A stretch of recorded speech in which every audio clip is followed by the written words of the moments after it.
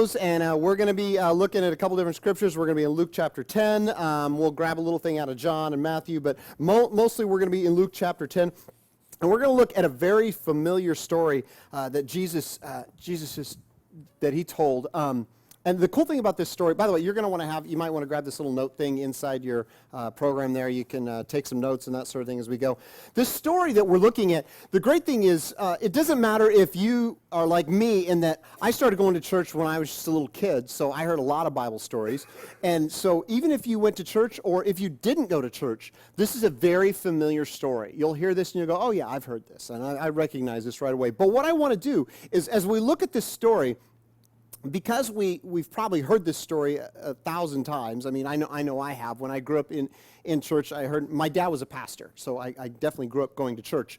And I heard him preach on this story just like 1,000 times, like different types of things. And but I want to point out something that maybe is a little bit unique in this story as we look at it, okay? And so we're going to be looking over in Luke chapter 10. We're going to look, we're going to kind of just, we'll pull it apart, different parts of the scripture. We'll start in verse 30 is where we're going to look, and it'll come up on the screen here. I'm not sure exactly what version they got up there, but I'm going to read out of the NIV. You may have a little different version. That's okay. They all basically are going to tell us the same thing. So it says this.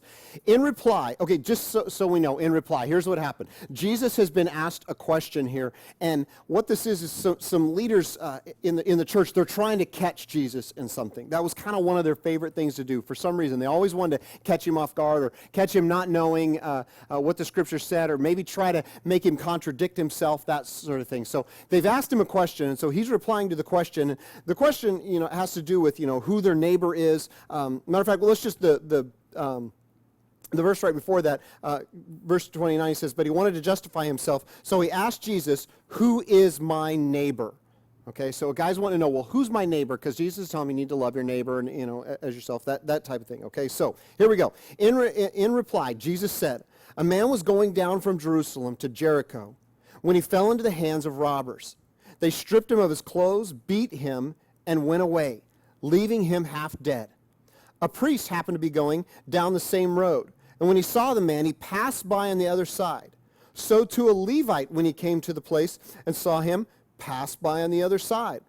But a Samaritan, as he traveled, came where the man was, and when he saw him, he took pity on him.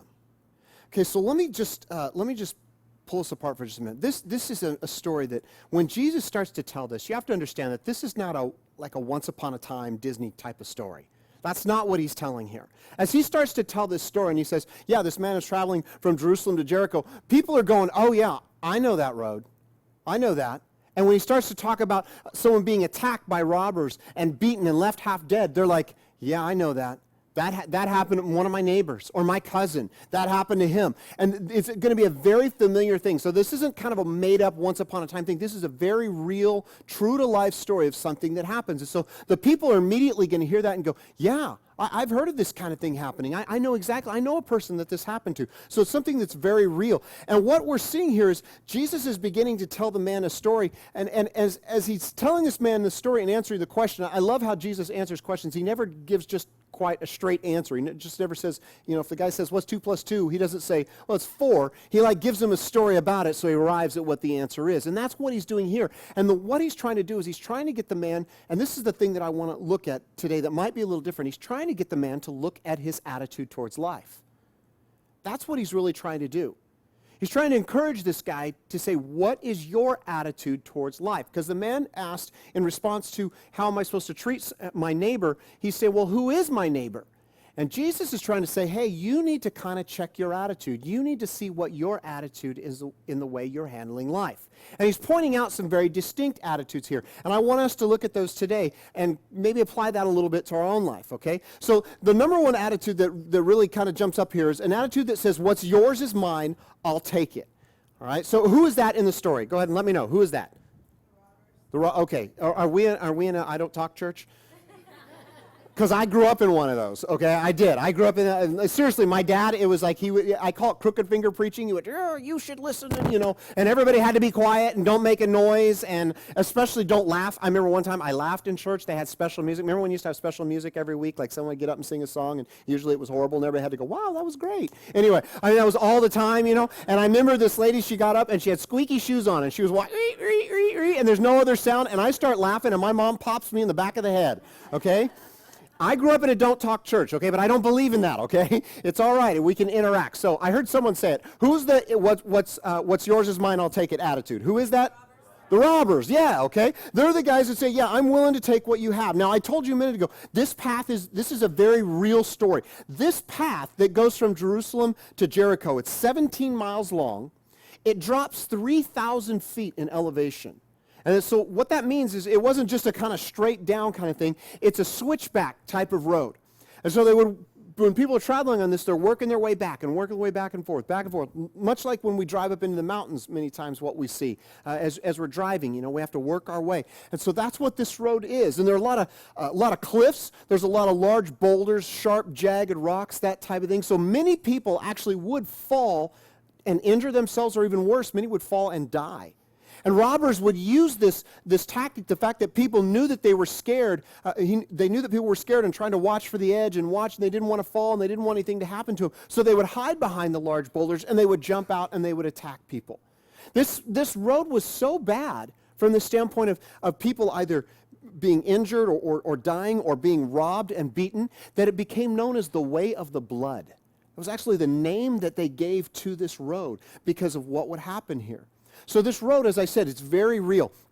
And this whole idea of the what's yours is mine, that's what's happening here on this day as Jesus is describing it.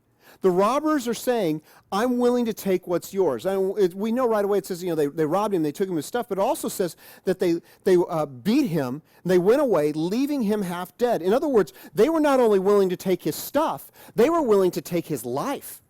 They were willing to take the very most precious thing that he had, living, breathing, from him. And we see that here in Scripture, and we don't have to look far, though, to see that in our current day. If we just turn on the television or read the newspaper, we can see that still happening today. This attitude that says, what's yours is mine, I'll take it. It is alive and well in our current culture. It's not just a biblical thing. We see kidnappings, and we see murders, and we see robberies, and we see theft. We see all of those types of things. The idea of identity theft, number one crime going on in America right now. I had this happen to me in 2008. Someone stole my identity, and they emptied out my bank accounts, emptied out my checking account and my savings account. Here's what's really bad. For the very first time in my life, I had actually saved enough money I was going to pay cash for a car. I kid you not. I had put a deposit. I found it. I sent the guy $750, and I was going the next week to pay for the entire thing, and literally that week, someone emptied it out. My wife gets a phone call, and she says, hey, do you know where your husband is? She goes, yeah, he's at the office. She says, well, is his office in near Mexico City? No, his office is in Anaheim. Okay, and come to find out, someone had stolen it, sold my information, and someone was shopping away and going crazy and spent all my money, all of it. And I remember just feeling like, I can't believe someone would take that. We had worked so hard, and we had saved that, and we had been diligent. We felt like we were doing all the right things. But it's just alive and well in our culture, guys. People will take what is not theirs.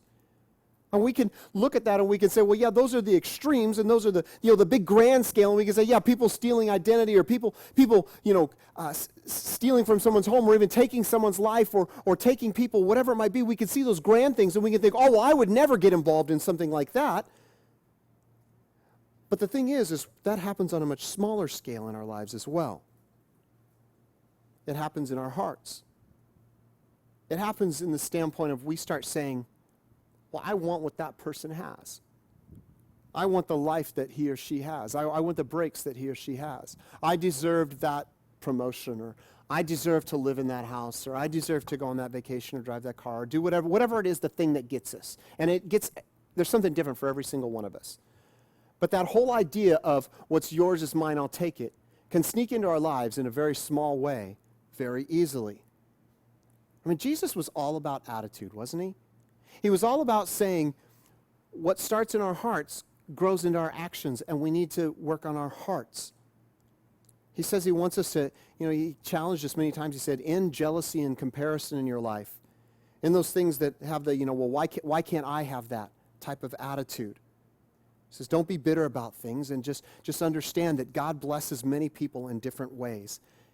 Jesus doesn't want us to have a what's yours is mine, I'll take it type of attitude, because he knows that leads to a joyless life and that there's no peace. The reason there's no peace in that life is because we're always suspicious of others. When we think about what others have, and we think, well, I wish I had what they had, and kind of want that to become coming to us, we think that the other people are doing the same thing towards us. They're wanting the things that we have. And it just leads to this vicious circle when we have an what's yours is mine, I'll take it type attitude. That's not the only attitude, though, that we see in this story that's being described here. The second attitude in this story says, what's mine is mine, I'll keep it. Okay, now we see that a couple different times. Who do we see that does that? The what's mine is mine, I'll keep it. Who is that? This is a talk again time, okay. Who is that? The Levite and the priest. Yeah, the priest and the Levite, okay. We see those two guys, they have the what's mine is mine, I'll keep it. And they did that as they passed by the guy and then walked on the other side. What I picture in my mind is, if this is the road, and they're walking down and they see this guy over here, they kind of stop and just, whoa, hold on, let me just kind of sneak by because I don't want to have anything to do with whatever's going on right there. And they did their very best to avoid it. Now, I don't think that the people who Jesus told this story, they were very surprised about it. I don't think they were surprised to hear that the priest and the Levite would pass by, because there were reasons for them not to stop and help. One of them is this, is if this monitor speaker right here, that represents the guy who's been robbed and he's lying on the ground. If the priest walks up and he kneels down like this and he checks on him, and he happens to touch him or move him in some way because he wants to check on him, and the guy is dead, the priest now has a problem, because he's touched a dead body and he has to go through an entire purification ritual before he's able to be part of the worship that's going to happen that week. He's not able to participate, and that could really mess up the plans and everything that's supposed to go on that week. Or maybe, he's supposed to be leading something in the temple. And so the people could hear that and go, yeah, well, he wouldn't want to touch a dead body. The other thing could be, it would maybe be another reason people could go, yeah, I would understand that, is a personal safety type of thing. Because, as I said, robbers like to use this road. And it would not be uncommon for a group of robbers to say, okay, you're going to lay down there like you're injured, and you're going to be the decoy. And as soon as someone kneels down, they're completely defenseless. We're going to jump out and attack them. And we're going to be right on top of them. And we'll take care, we'll finish them off. You've just got to be the decoy. I don't know about you, but I hear that and I just think, I like to think that I would be more like the Samaritan, that I wouldn't worry about my personal safety. But if I'm completely honest with myself, I do worry about my personal safety and think that other people are trying to pull something over on me sometimes. Have you ever pulled up to a stoplight and there's an individual standing there with a cardboard sign asking for help, and you reach up and click the door locked? Because I have. I've done that out of fear. And that's another human being that God loves, that Jesus Christ died for. I don't know what their story is, and many times it's a variety of things. But I tend to have that what's mine is mine, I'll keep it attitude. It sneaks into my life because I worry about, well, I've got to take care of me, my own things, and, I'm the one who worked, and I'm the one who did this. And we tend to get very focused on ourselves.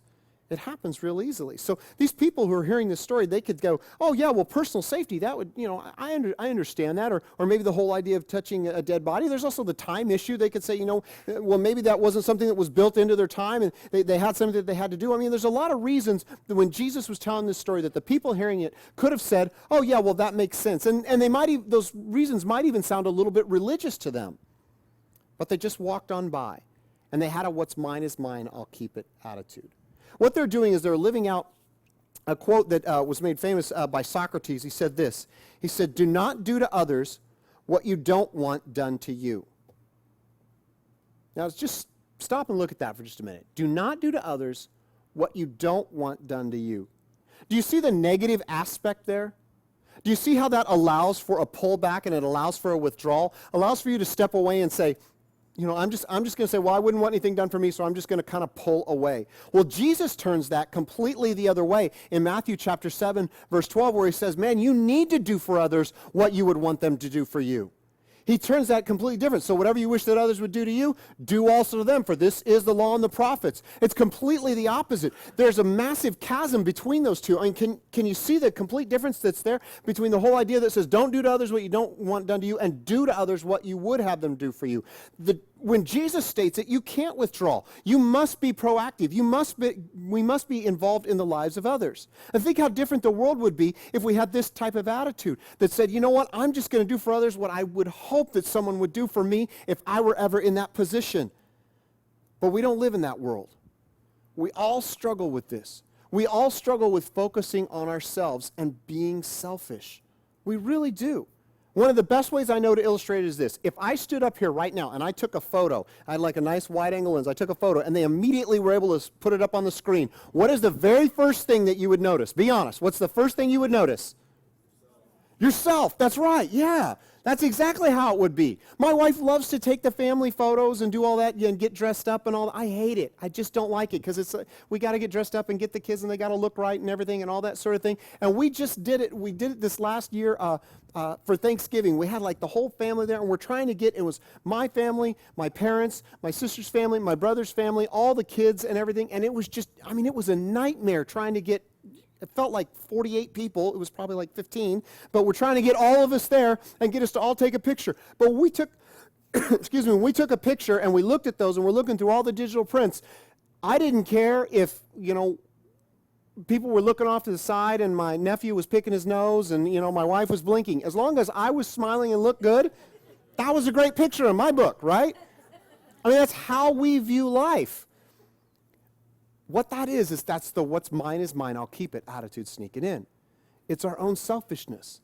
It gets in there so easily, and we've got to guard, we've got to protect against that. Now, Jesus tells us about attitude number 3, and this is the attitude that he says we need to have. This is an attitude that says what's mine is God's, I'll share it. Let's read here. We're going to pick it back up again in verse 33 of Luke chapter 10. But a Samaritan, as he traveled, came where the man was, and when he saw him, he took pity on him. We already read that part, okay? He went to him and bandaged his wounds, pouring on oil and wine. Then he put the man on his own donkey, took him to an inn, and took care of him.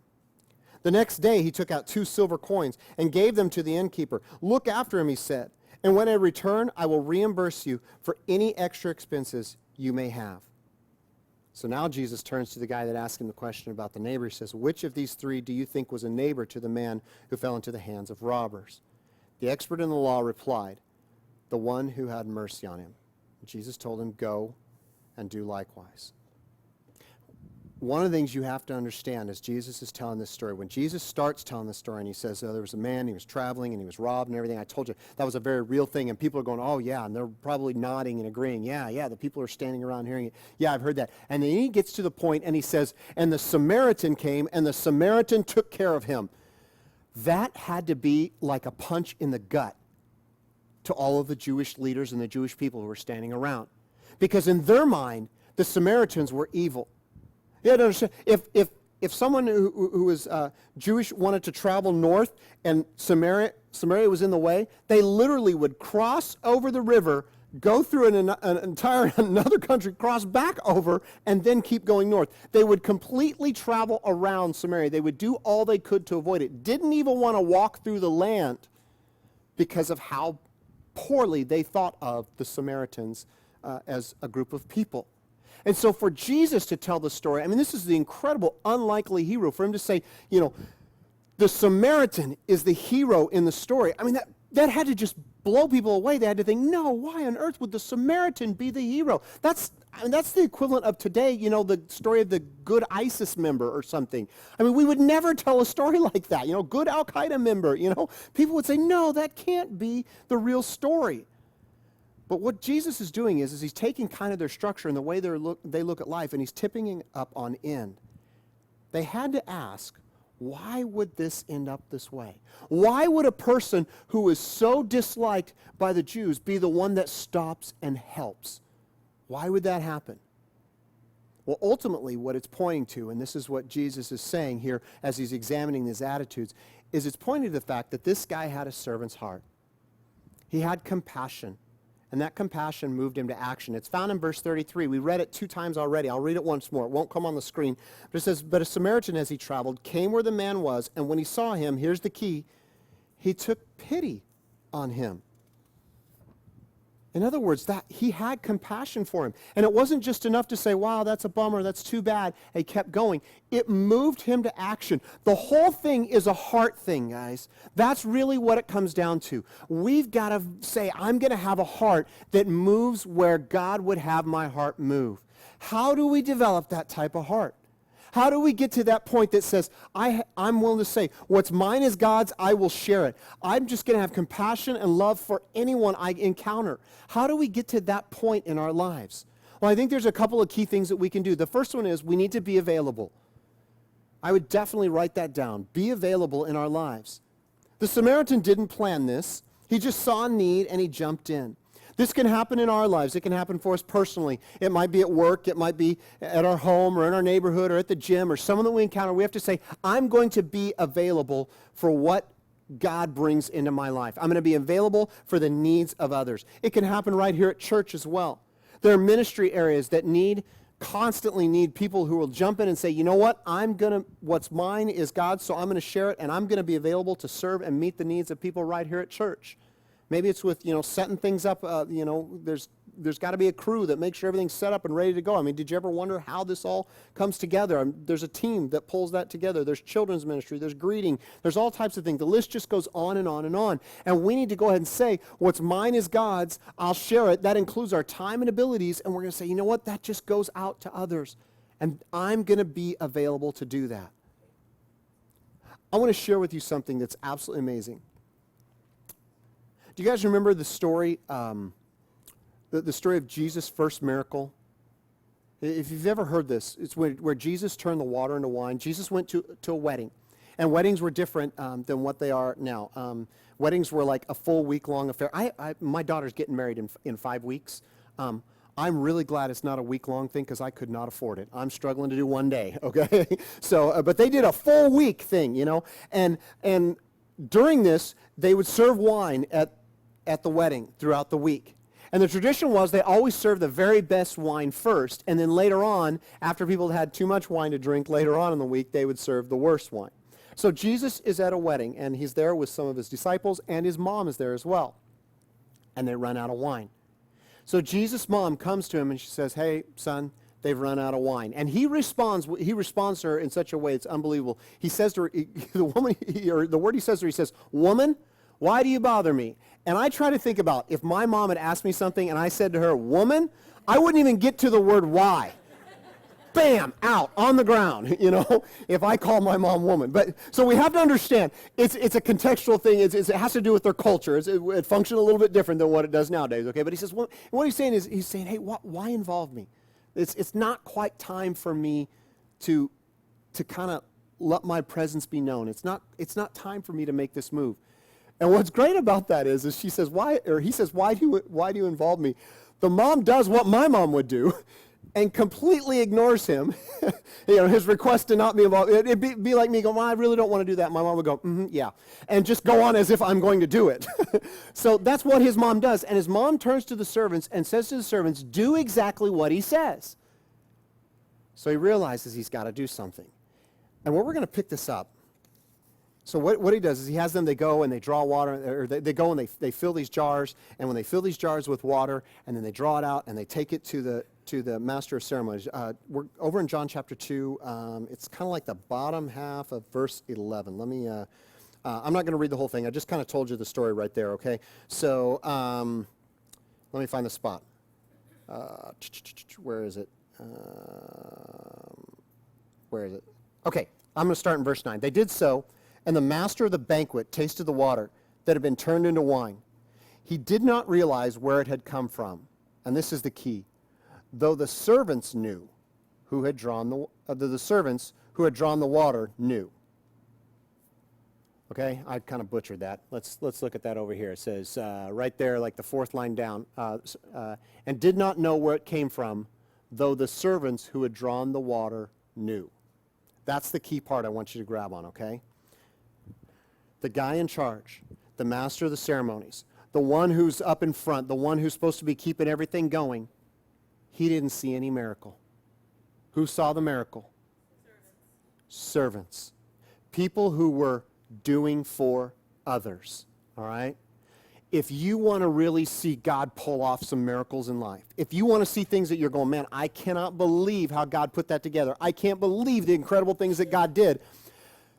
Then you need to decide, I'm going to be available, and I'm going to have a what's mine is God's attitude, and so I'm going to share my time, I'm going to share my resources, I'm going to share my abilities, I'm going to share everything, and I'm going to be available to serve others because I want to see just what God can pull off with this.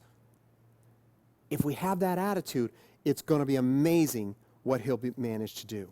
It's not just enough to be passive and say, well, I'm going to be available. We need to look to serve. We need to serve intentionally. We need to decide that I'm going to go out and do something with this. A lot of people in their lives saying, well, if I had only known that my kids needed more, if I had only known my coworker was hurting, or I only known my neighbor was struggling. But we need to go ahead and say, it's not enough to just sit back and say, well, I was available. We need to actively seek that out, to serve intentionally. Matthew chapter 25 tells us that we should when we do something for the least of these, that we're doing it for Christ.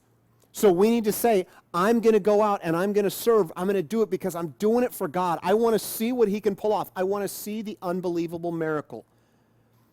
When this concept was first told to me, at first I didn't really buy in. This idea of saying, what's mine is God's, I'll share it. And the idea of serving intentionally, that would move me towards that attitude.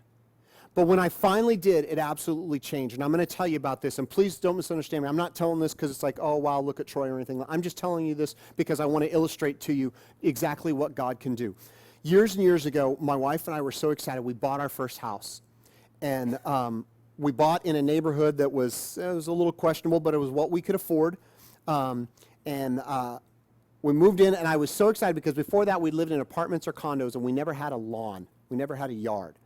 Now, we had you know what a California-sized yard is. I mean, it's about a third of the size of this stage, teeny tiny little patch, But I was convinced I was going to take care of my lawn. I was going to have this sweet, unbelievable lawn. So I went down to Home Depot and I got, what's the Scott's Turf Builder system, and I had the little thing that you push and the stuff that feeds it, and then the little stuff, you do all the rhythm, like 3 or 4 times a year you do that. And I had to go buy a special mower, and my wife wouldn't let me. I wanted the riding mower, but she's like, it'd be one pass, Troy. That's ridiculous, So I had the push mower, but I had the kind that was self-propelled. And literally, it'd take me like 3 minutes. Done. Okay, anyway. But I wanted the coolest mower, and I had the edger, and, she wouldn't let me buy a blower because it was so tiny. She goes, you could use a broom for that part. Anyway, so, that was a big argument in our family. Anyway, the famous broom arguments of our early marriage. Anyway, so I bought a broom, but, man, I took care of that lawn. It was manicured, and I wanted it to be like a putting green. Like all perfect, So I was that guy in the neighborhood that I wanted everything, the trees were trimmed and the house was painted perfectly. I was just so excited that God had blessed us in such a way we had a house. Now on an angle across the street from me lives Ann. Ann is a single mom. Ann does not have a very good job. Ann has lived a very, very hard life. I don't know the story of what happened with her ex-husband. I haven't a clue. Ann is an unattractive woman. She is an angry woman. She is a hurt woman. She has 2 children. Her son is the oldest. Her son would run out of the house and yell and scream obscenities at his mom that I wouldn't say at a stranger. And he's screaming at his mom, you blankety blank, and I, all this kind of thing. And then, he'd jump in a car with one of his friends and leave. Ann's daughter, at this point, was probably a junior in high school for from what I'm remembering the most. We lived there for several years, but kind of around the junior high school age is when I remember the most. And she would have guys that would come pick her up. They'd pull up in a car or they'd pull up on a motorcycle and they'd do the honk thing and just honk, honk, and she'd come running out to them. And they wouldn't even bother to have the courtesy to go up to the door to get her. Are there any young men in here? Yeah, here. Do not do that, okay? We will beat you senseless. Don't do it, okay? All right? That's not cool, all right? As dads, we don't like that, okay? So, and second hour, I'll look for some more victims. Anyway, but seriously, the guys will run out, and I mean, and these are guys that, man, if they had come for one of my daughters, no, not happening, And the same thing, she'd yell and scream. The son would be brought home by the police routinely. He'd been arrested for this, that, and everything else. He'd get brought home for whatever, tagging, graffiti, whatever he was doing. Just screaming, yelling. Her house is falling apart. Ann's job is so bad, I don't even know how she's paying for the house. She doesn't have any money to keep it up. It's got dry rot all around, and the yard's a mess. And all of a sudden, this concept is taught to me. What's mine is God's, I'll share it. Serve intentionally. And I realize I got a really nice mower. I like to take care of the yard. I got all the little goodies to do all that. And here's her yard and her house, and they're a mess. And I just felt like God was telling me, you need to start taking care of her place. So I decided to do it. So I go over there. I do it really, really fast, and I leave because I didn't want to get caught. I think it's because I was afraid of her son. Anyway, he was scary. Anyway, so I do it, and I'm doing this, and I'm mowing, and then I'm trimming trees, and each time I'm doing a little more and those kind of things. And my wife convinces me that I should go ahead and paint. Like the trimmer on the garage door is really bad, and I was like, it's going to get damaged. It's going to have water damage. And she goes, well, you should paint it. Of course, she's telling me what I should do. Okay, so one time I mow, and I'm done mowing. I paint it real fast, and I run back into my garage. And I'm doing this, and I'm doing this for several months. And here's the thing, too. All along, we'd invited Ann to come with us to church many times. No, I don't want anything to do with that. We'd tried Christmas and Easter times that, usually someone might consider at least trying. No, I don't want anything to do with that. And we just thought, okay, so I'm just mowing her yard. And again, I have no idea why God is asking me to do this. Now, you guys don't know my last name. He only introduced me as Troy. My last name? Gardner. I'm not joking here. And maybe that's why. I don't know. So God's got me doing this. And she catches me. She catches me right when I finished. I'm leaving and going back over to my house. And have you ever done that thing where you're walking away from someone and they're calling your name and you pretend they don't hear you? I totally did it. I'm walking back to my house. She's going, Troy, Troy. And I'm just like, and I'm thinking, man, if I could just get to the garage before she gets to me, I'm okay. But I didn't make it. She caught me right at the end of the driveway. And I'm standing there. And she looks at me, and we are just face to face, as if this podium, and we're just face to face right here. And I don't know what to say. We have a big picture window in the front of our house, and I don't know it, but my wife is watching the whole thing take place. And she's looking out at me, and I don't know what to do. I don't know what to say. She doesn't know what to say. And all of a sudden, for some reason, and I'll tell you why this is a big deal in just a second, I decide I'm going to hug her. And I step forward, and I hug her.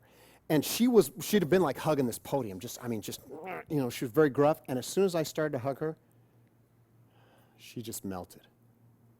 She absolutely just melted. Now, I didn't know it at the time. My wife's inside bawling her eyes out and says to me later on, she says, do you realize that may be the first time in years she's been hugged? I hadn't thought of that. I'm just a big dumb guy who mows the yard across the street, I thought, wow. Now, proof that that's God's working. That I am not a natural hugger. I know some people that are. I went to a church that instead of the greeting time, they're like, get 7 hugs. And I was like, oh. Because my theme song in life is if you're happy and you know it, stand real still. Okay? I hug the people I know and love, but I'm just not a big hug strangers kind of guy. And don't be funny after the service. A couple of you I see, you're like, oh, I'm going to give him a hug, watch him squirm. Anyway, okay? But that was proof God was working in that. And I gave her that hug. And after that, I stopped, and she just said thank you, and she went back. And I went back. I kept doing her yard every once in a while. I wasn't afraid of getting caught after that. This isn't a Disney story where, in the end, she's on staff at the church and her son's a pastor or something because he's not. So I don't know what he's doing. But she did finally come with us to church. Eventually, she finally came, and she started becoming regular.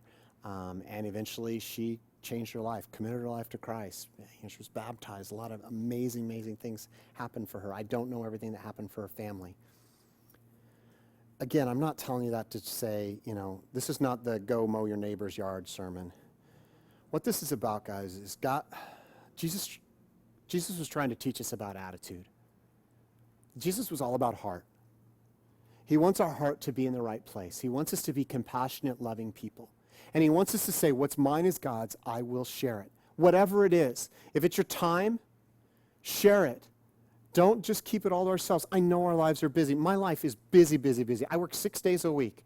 So when I finally get a day off, usually I'm just like, man, I just want to plop down. But if someone needs, I need to be willing to give that time. Sometimes that's maybe one of the easier ones to give out of our lives, but we need to be willing to do that. Our finances, we need to be willing to give those. Now, I know when I mention money, for most people, when they hear a pastor mention money, everybody just kind of tensed up, just like my friend Ann was, okay?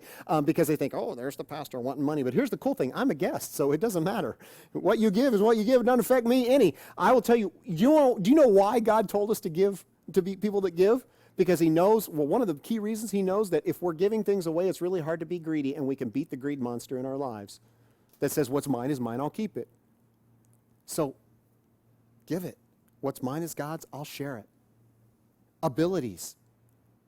Use those abilities that you have for others. And they don't have to be superstar abilities. I mean, for crying out loud, mine was pushing a lawnmower and, a weed eater, and things like that. I mean, use what you have. Let God get inside your heart and transform the lives of people around you, because you're saying, I'm available, and I'm going to be intentional, and I'm going to go out seeking, and I'm going to look for ways that I can display this kind of attitude in my life. What's mine is God's, and I will share it. Let's pray. God, help us be generous people. Help us be people that don't keep our time and abilities and everything that we have to ourselves. Help us to be people that we share what we've got. Help us to be people that live out the example that you gave here in your scripture. Help us be those kind of people. God, it is hard sometimes. I mean, Lord, honesty in my own life. I want my own time, and I want my own stuff. I want my own money. I want my own ability. I get like that, Lord. Help me not to be selfish. I pray that would happen here, and that the result would be that when Venture Christian Church leaves these walls, that this community would be so impacted by people just giving life away, that it would be radically changed for you. That the result would be people all over meet you and meet your Son because of the intentional heart of the people right here in this church, Lord. I pray that would happen. It's in your Son's name. Amen. All right, would you stand with us?